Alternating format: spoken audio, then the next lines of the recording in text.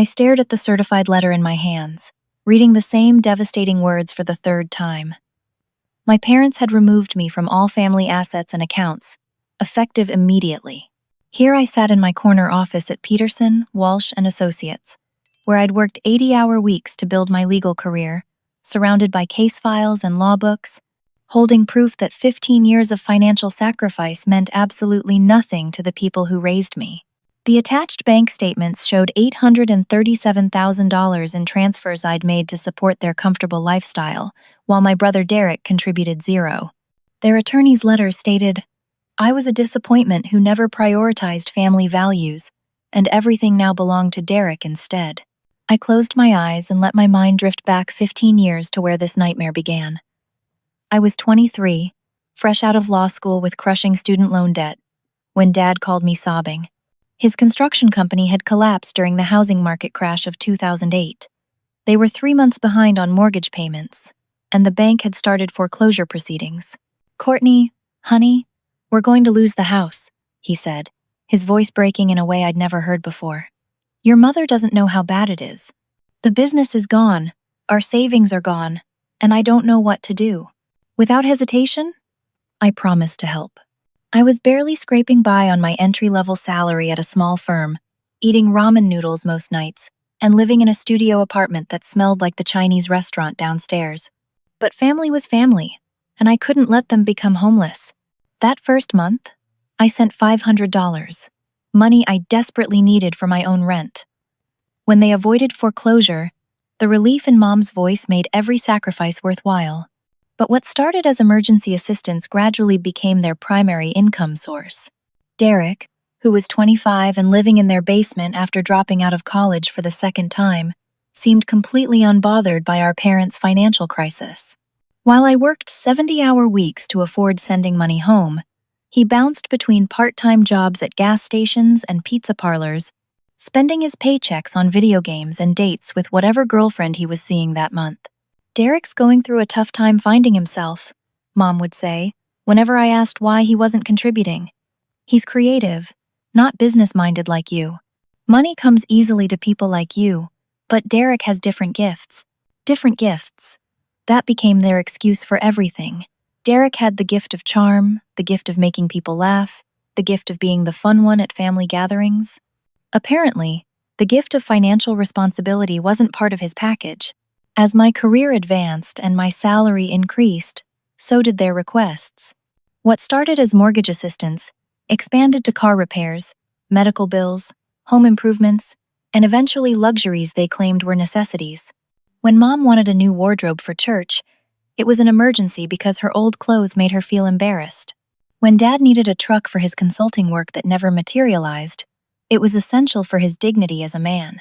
I delayed buying my own home for 8 years, driving a 12-year-old Honda Civic with a broken air conditioner, while funding their comfortable suburban lifestyle.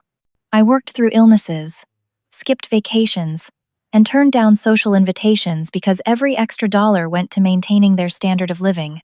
The requests arrived like clockwork. A text from Mom about an unexpected expense, always urgent, always presented as temporary. A phone call from Dad explaining why they needed money for something that couldn't wait until next payday. I developed a Pavlovian response to their contact, immediately calculating how much I could afford to send. Meanwhile, Derek floated through life without consequences. He wrecked 2 cars that I helped replace, racked up credit card debt that Dad quietly paid off using my contributions, and treated our parents' home like a free hotel with room service. When family friends asked about his career plans, Mom would smile proudly and say he was exploring his options and taking care of his aging parents. The warning signs appeared gradually, so subtly that I dismissed them as paranoia born from financial stress. Expensive restaurants showing up on Mom's social media when she'd claimed they were eating rice and beans, designer handbags appearing in family photos after she'd asked for grocery money, vacation pictures from weekend trips they'd somehow afforded during months when they needed help with utilities. But the biggest red flag was Derek himself. He started making comments during family visits about how I was too busy for family and more concerned with money than relationships. He'd shake his head sadly when I had to take work calls during dinner, suggesting that my dedication to my career proved I didn't really care about them. Courtney's always been different. He'd tell relatives at holiday gatherings. Success changed her. She's not the same person who grew up in this house. These comments planted seeds of doubt in our parents' minds. They began questioning whether my financial support came with hidden expectations. When I suggested they create a budget or look for ways to reduce expenses, Derek framed it as evidence that I was trying to control them. "See how she wants to manage every dollar?" he'd whisper to Mom. "She thinks she owns us now." The manipulation was masterful and gradual. Derek positioned himself as the son who loved them unconditionally, while painting me as the cold, calculating daughter who used money as a weapon. He convinced them that my success was somehow a rejection of their values, that my busy schedule meant I'd outgrown my humble beginnings. Meanwhile, I continued sending money like clockwork, never missing a transfer, never questioning their increasingly creative explanations for why they needed financial help. I trusted them completely because they were my parents, and children are supposed to trust their parents. That trust would soon become my greatest vulnerability and their most powerful weapon against me. The foundation I'd built over 15 years, constructed from love and sacrifice and unwavering loyalty, was actually quicksand. And Derek had been systematically undermining every support beam while I wasn't looking. The systematic destruction of my relationship with our parents accelerated during the months leading up to that devastating letter. Derek had moved back home permanently, claiming he needed to be there for them as they aged, though at 55 and 53, they were hardly frail elderly people requiring constant care. What they required was constant financial support, which Derek couldn't provide but could certainly redirect to his advantage. He started by creating financial emergencies. I'd send money for the heating bill, only to discover later that Derek had encouraged Dad to hire an expensive contractor for unnecessary home repairs. The contractor, coincidentally, was Derek's friend who gave him a kickback for the referral. When Mom's car needed simple maintenance that should have cost $200, Derek suggested she go to a premium shop that charged 8 times that amount, because Courtney can afford it, and Mom deserves the best. These manufactured crises served a dual purpose. They drained money I could have been saving for my own future while making it appear that I was never sending enough. Derek would stand in the kitchen shaking his head sadly, as Dad called to ask for more money, muttering things like, "She makes 6 figures and complains about helping her own family."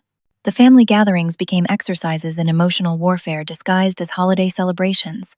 I'd arrive exhausted from work, looking forward to relaxing with people who loved me, only to face a carefully orchestrated campaign designed to make me feel guilty for my success. "Courtney's too important to visit more often," Derek would announce loudly when I walked through the door. "She's probably got very important lawyer business to attend to."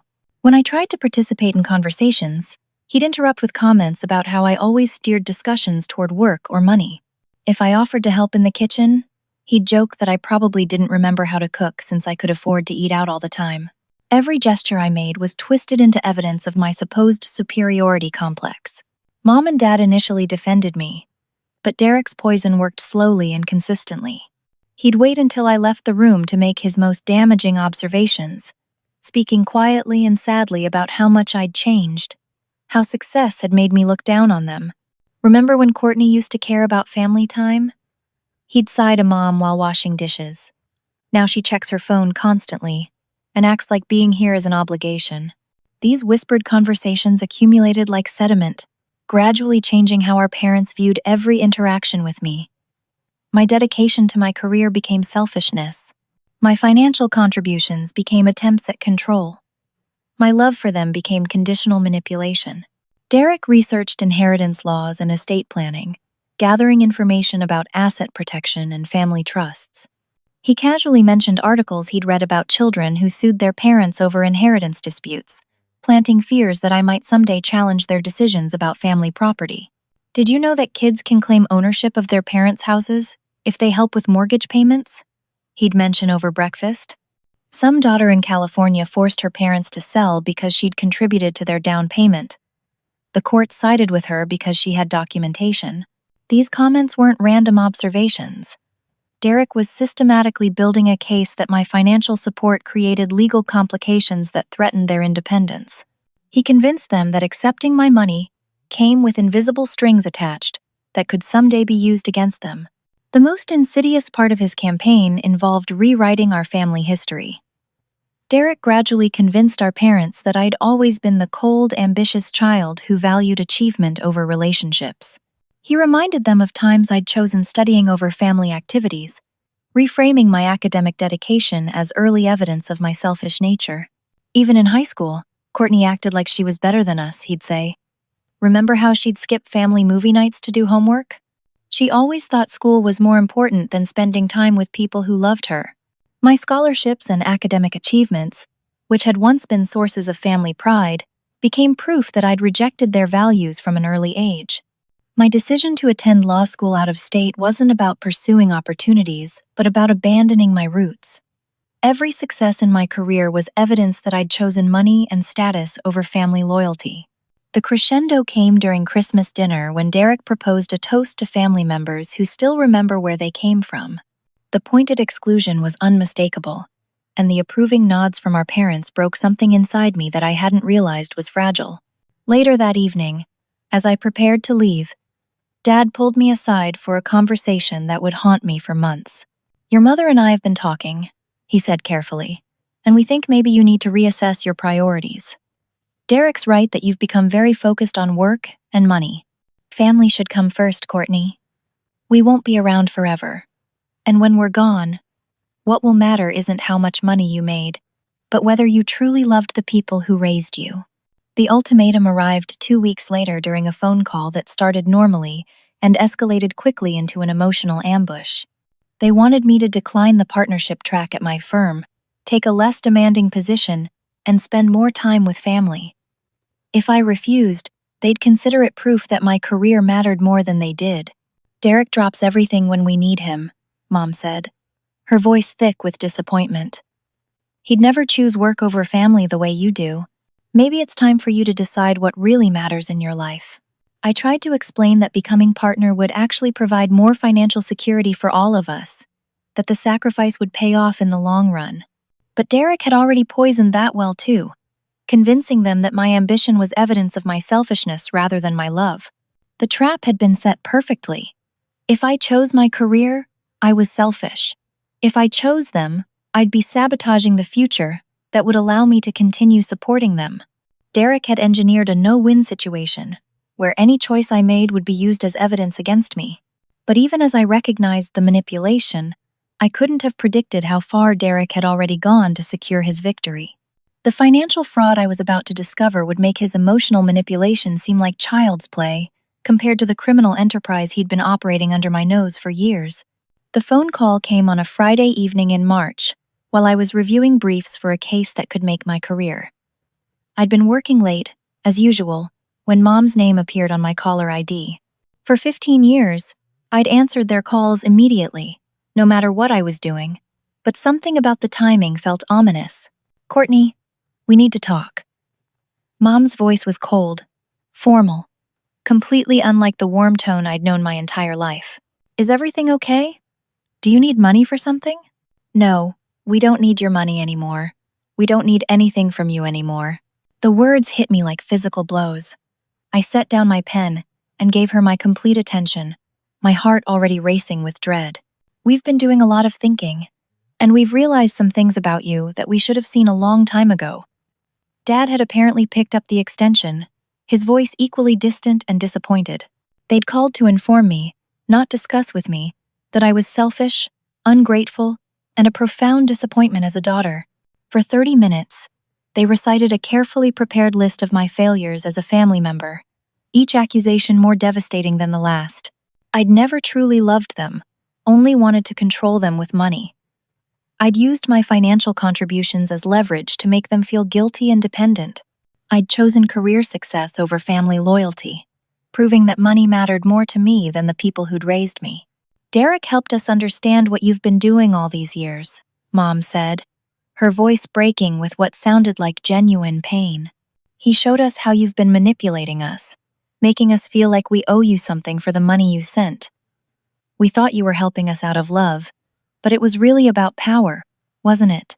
I tried to defend myself, to explain that every dollar I'd sent came from love and concern for their welfare. But they'd already made up their minds about my motivations, and Derek had provided them with explanations for every argument I might make. "That's exactly what Derek said you'd say," Dad interrupted. "He told us you'd claim it was all about love when we confronted you. But love doesn't come with conditions, Courtney. Love doesn't make people feel guilty for accepting help." The asset transfer had already been completed. Everything I'd helped them purchase over the years, every property and account and investment that my money had funded, now belonged exclusively to Derek. The house I'd saved from foreclosure, the cars I'd helped replace, the retirement accounts I'd helped fund, all of it was his now. "Derek deserves it because he's the one who stayed loyal to this family," Mom explained, as if she were being patient with a slow child who couldn't understand basic concepts. "He's the one who prioritized us over money and career advancement. He's the one who truly loves us." They'd changed the locks on the house that very afternoon. My key, the one they'd given me years ago so I could check on them when they were traveling, no longer worked. The symbolism was intentional and brutal. "We don't want you coming around anymore unless you're invited," Dad said. "Derek needs space to take care of us without your interference. He's going to be handling our financial affairs from now on." The phone calls to extended family had already been made. Aunts and uncles, cousins and family friends, all of them had been told that I'd abandoned my parents for career success, that I'd become too good for my own family. Derek had crafted a narrative that painted him as the devoted son, and me as the cold, ambitious daughter who'd rejected her roots. "Aunt Patricia was so disappointed when we told her," Mom added, twisting the knife deeper. "She said she'd noticed how you'd changed over the years, how you seemed to think you were better than everyone else. Even your relatives could see what we were too blind to notice." When I tried to explain my side of the story, they dismissed everything I said as more manipulation. Derek had prepared them for my responses, providing counter-arguments for every point I might raise. The conversation was like fighting shadows, grasping at accusations that dissolved the moment I tried to address them directly. The cruelest part was how they weaponized my love against me. Every sacrifice I'd made became evidence of my guilt. The delayed home purchase proved I was irresponsible with money. The long work hours showed I didn't value family time. The expensive gifts I'd sent for birthdays and holidays were dismissed as attempts to buy their affection. "Real love doesn't cost $800,000, Dad said with bitter satisfaction. "Real love shows up, spends time, makes family a priority. Derek knows that, even if you never learned it." They hung up without saying goodbye, leaving me sitting in my office at 9 o'clock on a Friday night, surrounded by the legal career that had supposedly corrupted my soul, wondering how 15 years of love and sacrifice had been transformed into evidence of my moral failure. The certified letters arrived the following Monday, making everything official. Asset transfers, account closures, power of attorney revocations, all signed and notarized and legally binding. Derek had become their exclusive beneficiary and financial decision-maker overnight. But the most devastating document was a handwritten note from Mom, added to the legal paperwork like a personal touch on a business transaction. "We raised you to be better than this," she'd written in the careful cursive I remembered from birthday cards and school lunch notes. "You chose money over family, career over love, success over loyalty. Derek stays because he loves us. You leave because we're no longer useful to your ambitions. We're disappointed in who you became, but we're grateful Derek remained the son we raised him to be." I spent that weekend in my empty apartment, the same studio I'd never upgraded because I'd been sending money home instead of investing in my own life, reading and rereading those words until they were burned into my memory. Everything I'd believed about my family, everything I'd sacrificed to maintain our relationships, everything I'd thought I knew about love and loyalty and what it meant to be a good daughter, shattered like glass hitting concrete. Derek had won completely. He'd convinced our parents that my love was conditional manipulation while his neglect was unconditional devotion. He'd taken everything I'd worked for and called it justice. He'd destroyed my relationship with the people I'd loved most in the world and convinced them it was necessary for their own protection. But Derek had made one crucial mistake in his masterful campaign of destruction. He'd assumed I was just their daughter, not a lawyer who specialized in family law and estate planning. He'd underestimated the legal knowledge that came with my supposedly corrupting career. And he had no idea that some of his asset transfers were legally impossible because I'd been more involved in their financial affairs than he realized. The documents I'd been signing for 15 years weren't just money transfers, but legal agreements that gave me rights Derek didn't know existed. The war wasn't over. It was just beginning. Monday morning arrived gray and cold, matching my emotional state as I sat in my office reviewing the legal documents Derek thought would destroy me. But where he saw victory, I saw opportunity. My 15 years of financial support hadn't just been random money transfers. I'd been careful to document everything, to structure my contributions legally, and to protect both my parents and myself through proper paperwork. Derek's first mistake was assuming I'd been careless with money management. In reality, every major financial transaction had been handled with the precision of an experienced attorney who understood the importance of documentation.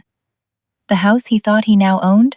I'd been added to the deed as a co-owner when I'd taken over the mortgage payments 8 years ago. The investment accounts he believed were his inheritance?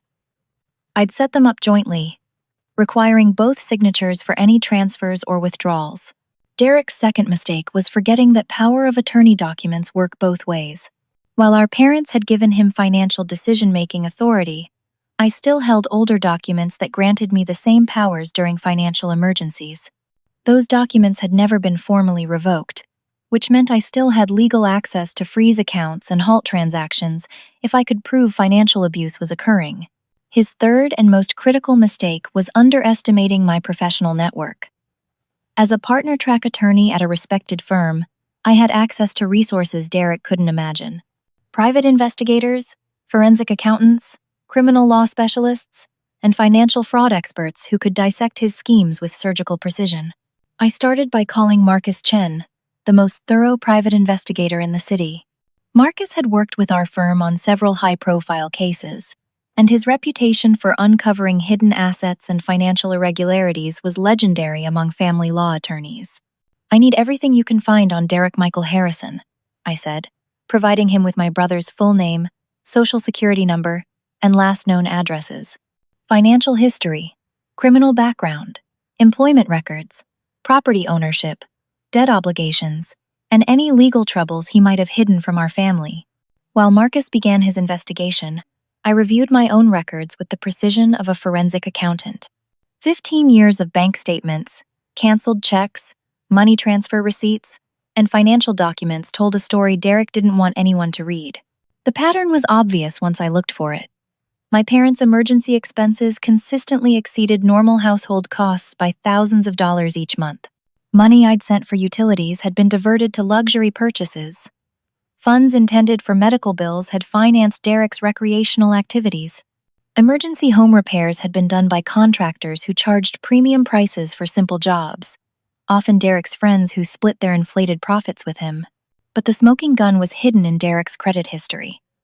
My parents had been co-signing loans for him without my knowledge, using their house as collateral for his gambling debts and business ventures. The emergencies they'd been asking me to fund weren't their expenses at all, but Derek's financial obligations that they'd agreed to cover. I spent Tuesday morning at the county recorder's office, pulling property records and lien documents. What I discovered made my blood run cold. Derek had convinced our parents to refinance their house multiple times, always claiming the money was for home improvements or debt consolidation. In reality, he'd been using the equity I'd helped build to finance increasingly risky investments and gambling activities. The house was now mortgaged for more than its current market value. The investment accounts I'd helped fund were pledged as collateral for business loans Derek had taken in our parents' names. Their retirement security, which I'd spent 15 years building, had been systematically dismantled to finance his lifestyle. Wednesday brought the first piece of Marcus's investigation. Derek had a criminal history our parents knew nothing about. 2 arrests for check fraud in his 20s, both charges dropped when the money was repaid. A civil judgment for $23,000 from a failed business partnership, where he'd allegedly stolen equipment and sold it for cash. Multiple civil suits from creditors, landlords, and former employers alleging theft, fraud, and breach of contract. But the most damaging discovery was Derek's recent activities in our parents' neighborhood. Marcus had canvassed the area and discovered that Derek had been running confidence schemes on elderly residents for months. He'd convinced 3 different neighbors to loan him money for various sob stories, totaling over $50,000 that he'd never repaid. One elderly woman had mortgaged her house to help him start a landscaping business that existed only on paper. Armed with this information, I made my first strategic move. Using the power of attorney documents Derek had forgotten about, I contacted every bank and financial institution where my parents held accounts. I presented evidence of financial elder abuse, documented the suspicious transactions, and requested immediate freezes on all accounts pending investigation. The response was swift and comprehensive. Banks that had been processing Derek's transfers suddenly required additional documentation and supervisory approval for any transactions over $500. Credit card accounts were flagged for suspicious activity. Investment accounts were locked pending review by their fraud departments. Thursday morning brought panicked phone calls from our parents, but I didn't answer. Derek had spent months poisoning them against me, convincing them I was the enemy.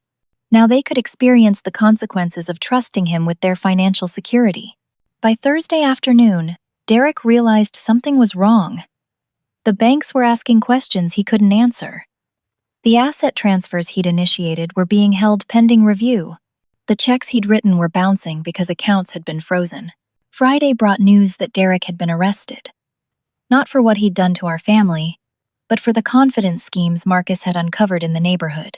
Apparently, one of his elderly victims had finally contacted police when Derek asked her to take out a second mortgage to fund his latest business opportunity. The local news coverage was devastating. Local man arrested for elder fraud with Derek's mugshot displayed prominently. The story mentioned multiple victims, tens of thousands of dollars in losses, and an ongoing investigation into financial crimes targeting senior citizens. My phone began ringing constantly. Extended family members who'd been told I was a selfish, ungrateful daughter suddenly wanted to hear my side of the story. Neighbors called to express sympathy and share their own experiences with Derek's schemes. Most importantly, the detective investigating Derek's crimes wanted to interview me about financial irregularities in our parents' accounts. But I still wasn't ready to answer my parents' calls. They'd chosen Derek over me, dismissed 15 years of love and sacrifice based on his lies, and transferred everything I'd helped them build into his criminal hands. They needed to understand the full scope of what they'd done before I'd consider any reconciliation. The accounts would remain frozen until they could prove the money transfers were legitimate. The asset transfers would be reversed pending investigation into financial elder abuse. The house they'd tried to give Derek would be protected because of my legal ownership stake. Derek had played the long game beautifully, but he'd made one fatal error. He'd targeted someone who understood the law better than he did, someone who had the resources and professional knowledge to fight back effectively. The tables had turned completely. But the real reckoning was just beginning. The weekend brought a silence I hadn't experienced in 15 years. No desperate phone calls from Mom asking for emergency money. No texts from Dad explaining why they needed help with unexpected expenses. For the first time since I'd started my legal career, my phone wasn't ringing with financial crises that required immediate attention. Instead, the calls were coming from other sources. Detective Sarah Morrison from the Financial Crimes Unit wanted to meet Monday morning to discuss Derek's activities. 3 different banks had flagged suspicious transactions and requested documentation for the fraud investigations. Most telling of all, the district attorney's office had opened a formal inquiry into elder abuse allegations involving multiple victims. Marcus Chen called Saturday morning with an update that made my stomach churn. "Your brother's in deeper than we initially thought," he said, his voice grim with professional disgust. The gambling debts alone exceed $200,000. He owes money to people who don't file civil lawsuits to collect what they're owed. Derek had been using our parents' house as collateral for increasingly dangerous loans. The men who'd been calling and visiting weren't just creditors but enforcers for underground gambling operations. Our parents were in physical danger because of debts they didn't even know existed. "The loan sharks know where your parents live," Marcus continued. "They've been watching the house, documenting their daily routines, preparing for collection activities that could turn violent." Derek disappeared the moment he was arrested, leaving them to face consequences for his debts. Despite everything they'd done to me, Despite the cruel words and devastating betrayal, I couldn't let my parents be hurt because of Derek's criminal stupidity. I called Detective Morrison immediately and explained the situation. Within hours, patrol cars were conducting regular drive-bys of their neighborhood, and the Financial Crimes Unit had added criminal threats to their investigation. Monday's meeting with Detective Morrison revealed the full scope of Derek's crimes. He hadn't just targeted elderly neighbors, but had been systematically defrauding anyone who trusted him. Former employers, girlfriends, landlords, business partners, and family friends had all fallen victim to his schemes over the years. Your brother is what we call a chronic fraudster, Detective Morrison explained. He identifies vulnerable targets, builds emotional connections, creates financial emergencies that require immediate assistance, then disappears with whatever money he can extract. The pattern goes back at least 10 years, probably longer. The detective showed me photographs from Derek's apartment, which police had searched after his arrest. Boxes of financial documents from multiple victims, including detailed notes about their assets, weaknesses, and optimal manipulation strategies. Derek had been treating fraud like a business, keeping meticulous records of his criminal activities. He had files on your parents going back 5 years, she said, sliding a folder across the table. Bank account numbers, social security information, property deeds, investment statements, even medical records. He'd been planning this takeover for a long time. The files contained Derek's handwritten notes about how to turn our parents against me, specific phrases he'd used, emotional triggers he'd identified, and step-by-step plans for isolating them from anyone who might interfere with his schemes. My betrayal hadn't been spontaneous, but carefully orchestrated over years of patient manipulation. But the most chilling discovery was Derek's exit strategy. Once he'd gained complete control of their assets, he'd planned to move them into a nursing home, claiming they were no longer capable of independent living. He'd already researched facilities and spoken with admissions counselors about his elderly parents who needed specialized care. He was going to have them declared mentally incompetent, Detective Morrison said. The nursing home placement would have given him complete access to their assets, while keeping them isolated from anyone who might question his decisions. It's a common tactic among financial predators, targeting elderly victims. Tuesday brought the first contact from our parents since the devastating phone call. Dad left a voicemail, his voice shaky and confused. Courtney, something's wrong with our accounts. The bank says everything's frozen and we can't access any money. Derek's not answering his phone, and we can't even buy groceries. Could you call us back? We need to understand what's happening. I deleted the message without calling back. They'd made their choice, dismissed my love as manipulation, and trusted Derek with everything I'd helped them build. Now they could experience the consequences of that decision without my immediate rescue.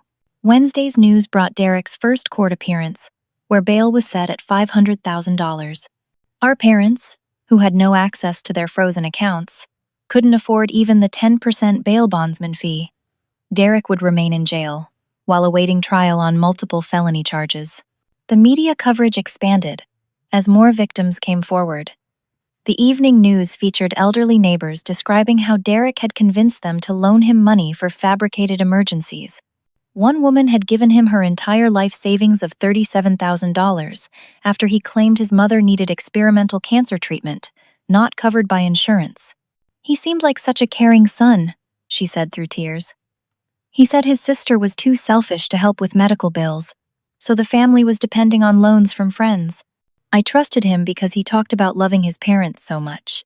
Thursday brought desperate attempts from our parents to reach me through intermediaries. Aunt Patricia called, confused and concerned about rumors she'd heard regarding Derek's arrest and their financial situation. I don't understand what's happening, she said. Your parents called asking if I could loan them money for groceries. They said their accounts are frozen and Derek's been arrested for some kind of fraud. But they told me you'd abandoned them, that Derek was the good son who took care of them. None of this makes sense.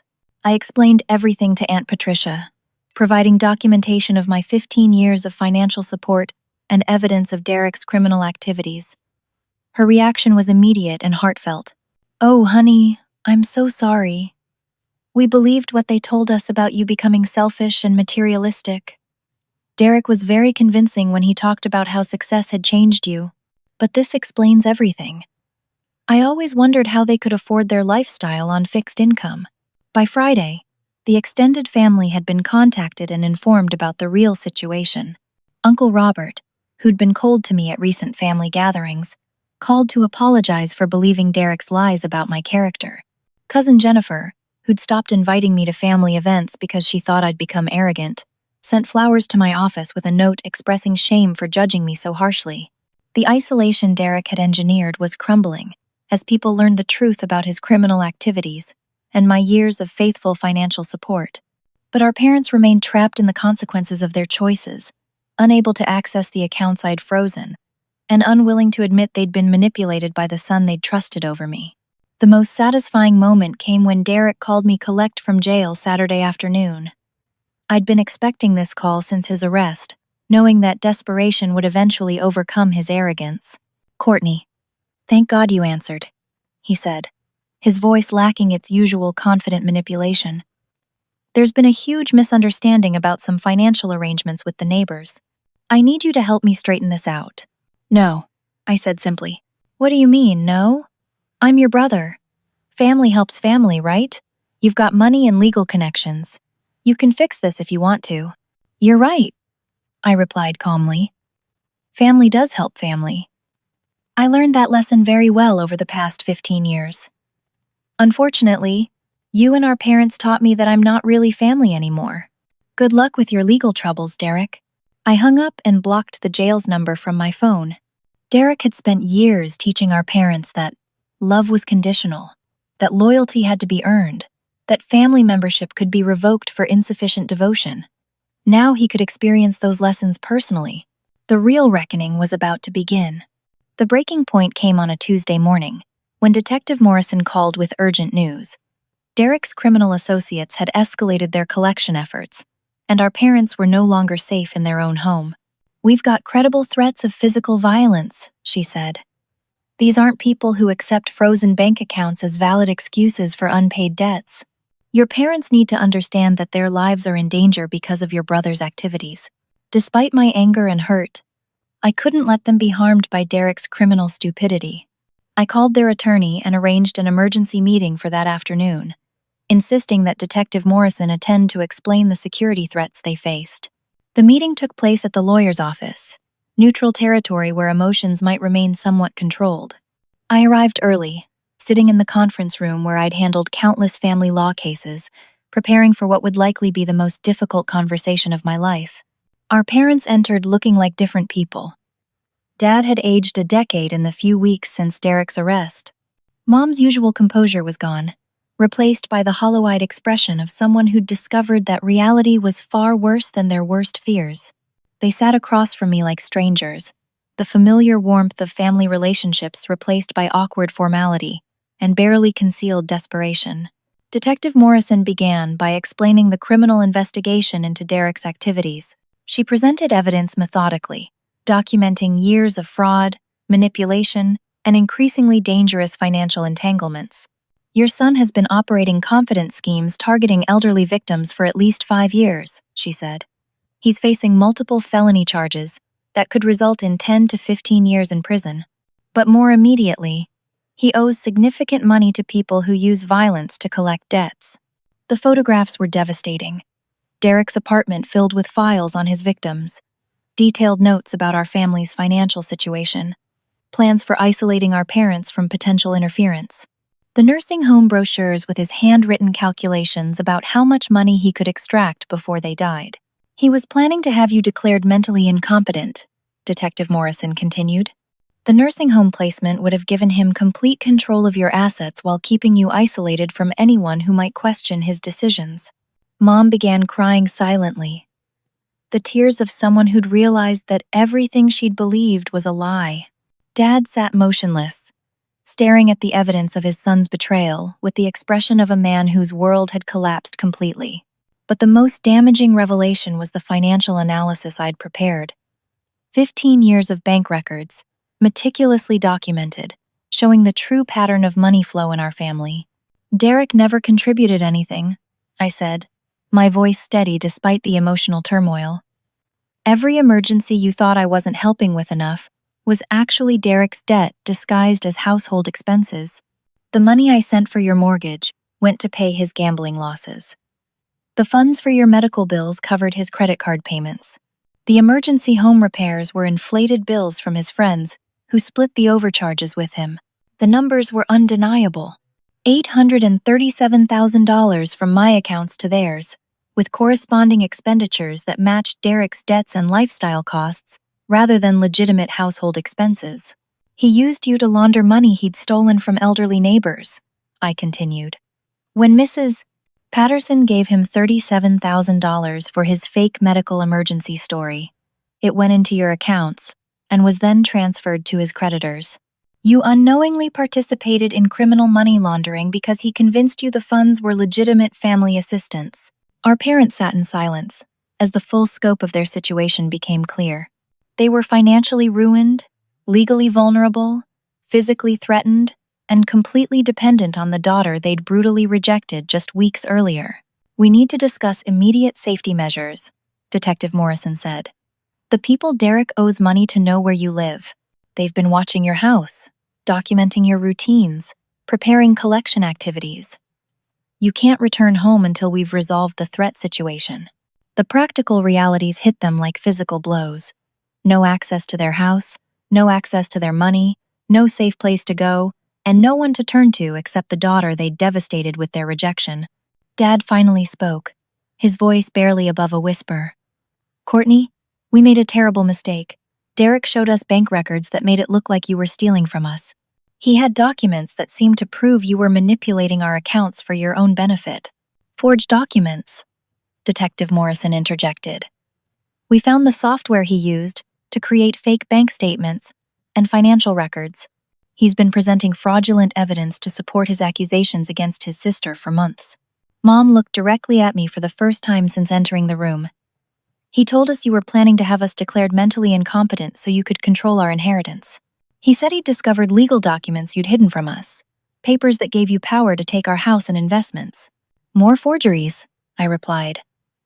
Derek studied your financial situation for years, learned about the legitimate legal documents I'd prepared to protect you, then created fake versions that made it appear I was planning to exploit you instead of helping you.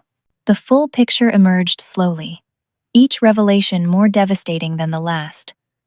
Derek had systematically destroyed our family relationships, using carefully crafted lies supported by forged evidence. He'd isolated our parents from anyone who might expose his schemes while positioning himself as their only trustworthy protector.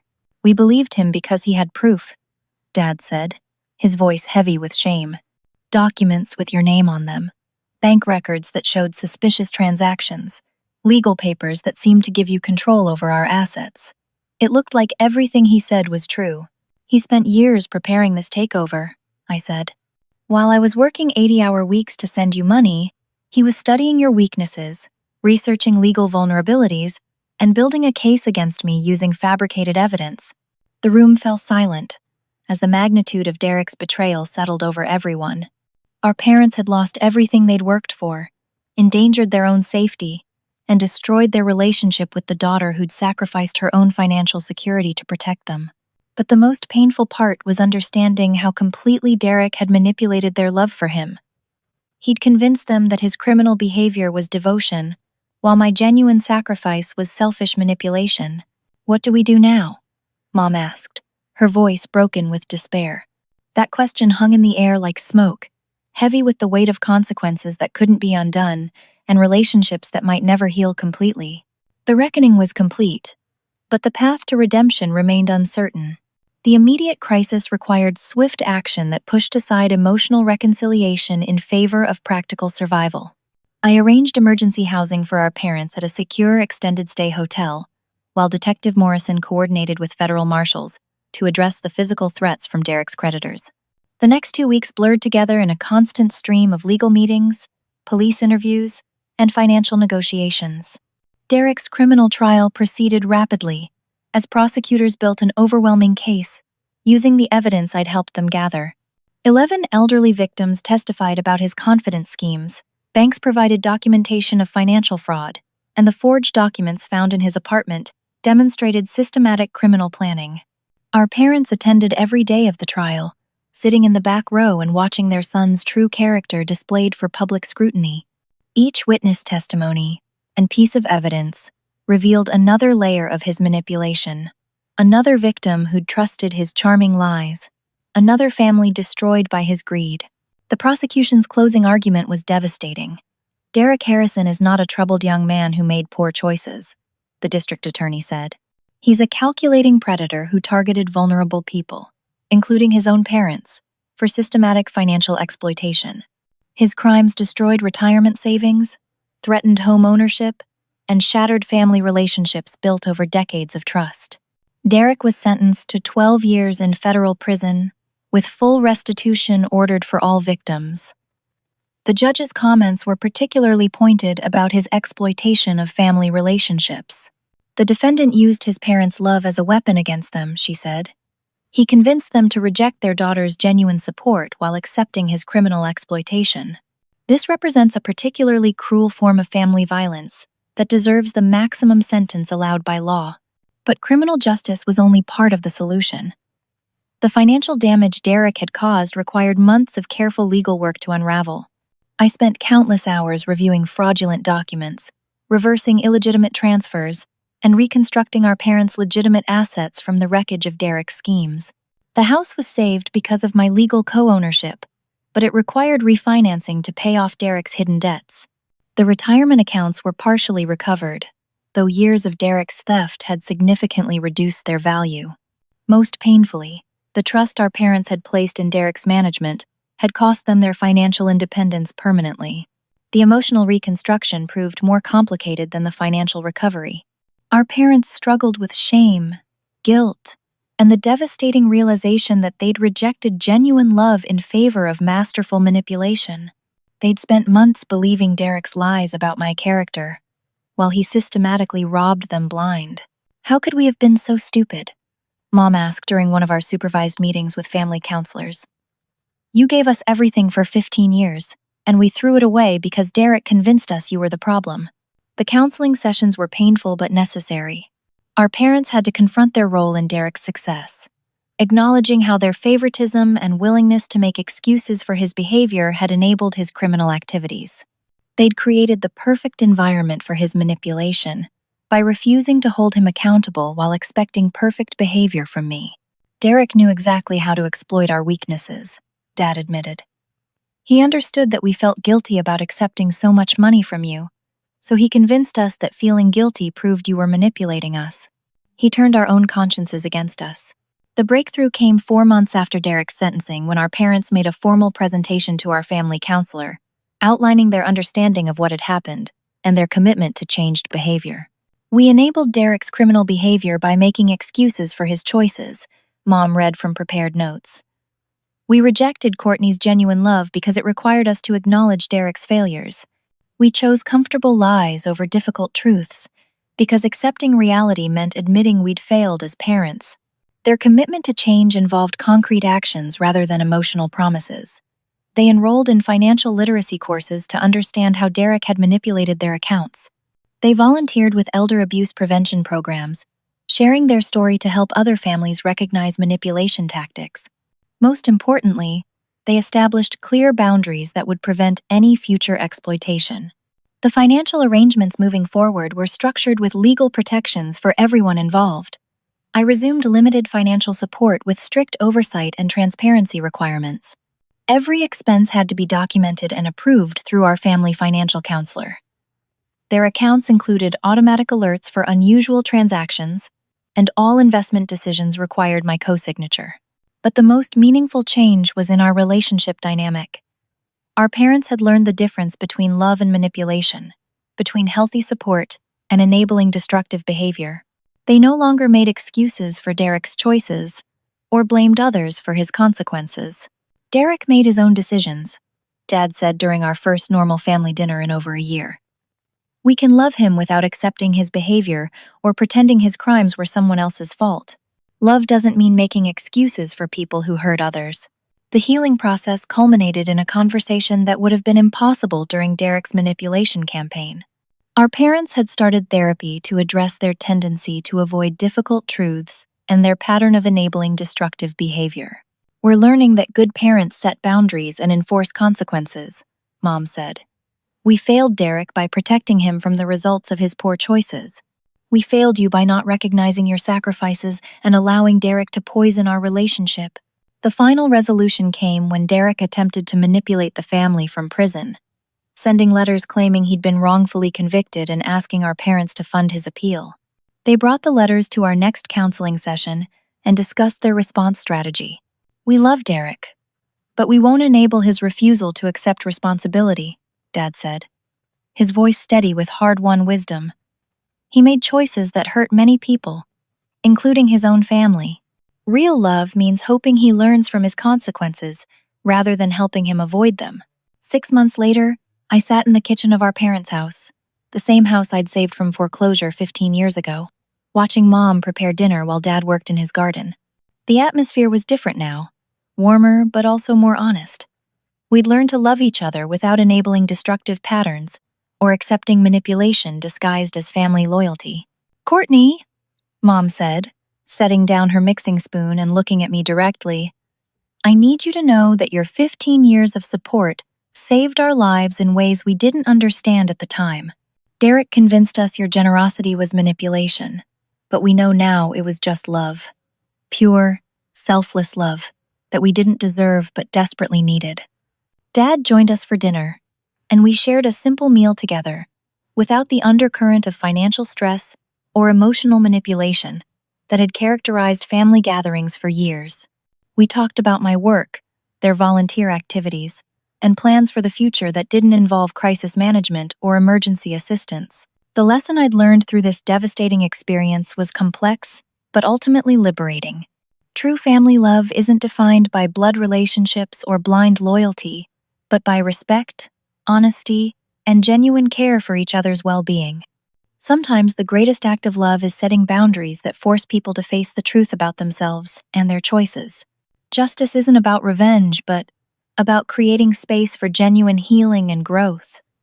By freezing the accounts and exposing Derek's crimes, I hadn't destroyed our family but saved it from complete destruction. The financial consequences Derek faced were the natural result of his criminal choices, not punishment I'd imposed out of spite. Most importantly, I'd learned that my worth as a daughter wasn't measured by how much money I could provide or how many sacrifices I was willing to make. Real love requires mutual respect, honest communication, and the courage to address problems rather than enabling them to continue. As we finished dinner that evening, Dad raised his glass in a simple toast.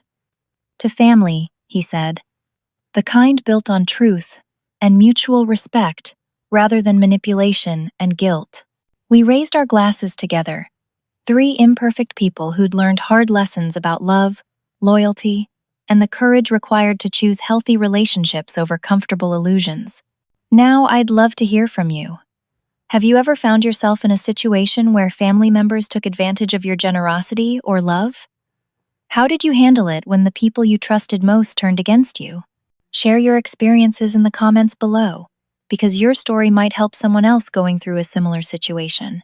If this story resonated with you, please hit the like button and subscribe for more real-life stories about family dynamics, relationships, and finding strength in difficult situations. And don't forget to share this video with anyone who might benefit from hearing about how setting boundaries and standing up for yourself can actually save relationships rather than destroy them. Thank you for listening to my story. Remember that real love sometimes requires difficult choices, but choosing truth over comfortable lies is always worth the struggle. Take care of yourselves, and I'll see you in the next video.